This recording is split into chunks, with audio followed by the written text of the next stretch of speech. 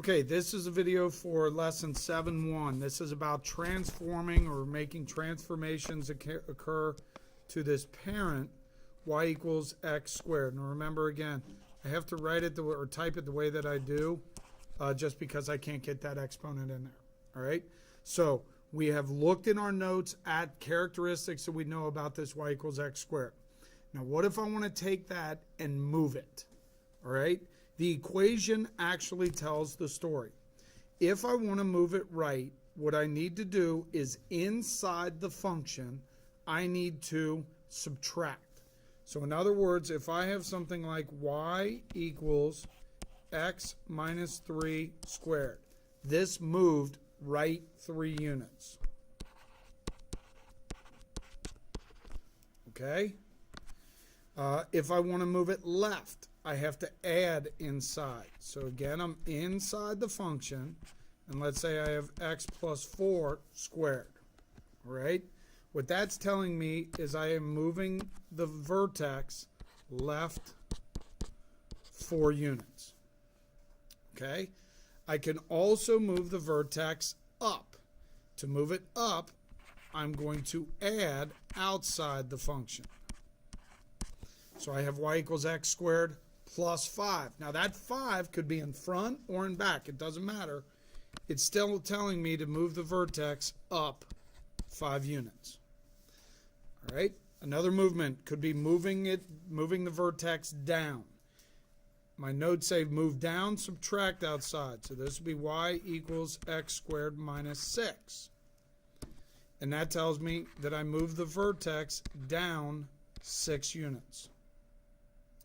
Now, we can also have some other kinds of transformations called flipping, which means that this parabola is going to flip over the x-axis, all right? Stretching, which means it's going to get skinnier or kind of be pulled upward or downward.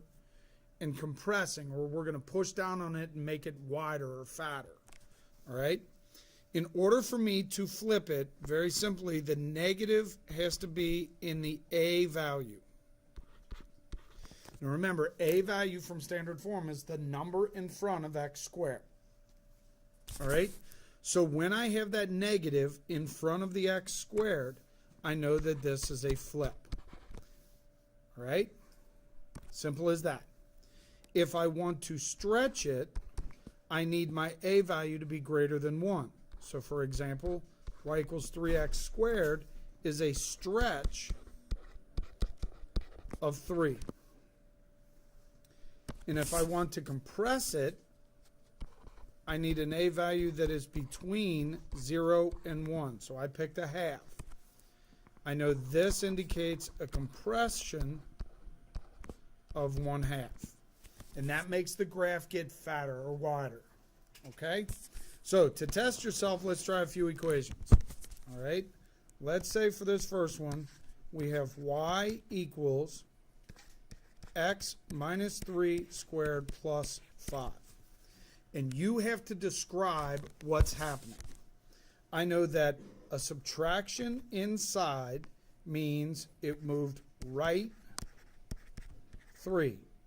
I know an addition outside means it moved up 3. And the right and the up movement actually move my vertex. So the vertex went from 0, 0 to 3. Sorry, not up 3. That was up 5. Went from 0, 0 to 3, 5. All right? Let's try another one. Let's say that we have y equals x plus 4 squared minus 1. All right? This is telling me left 4. That's what the inside indicates.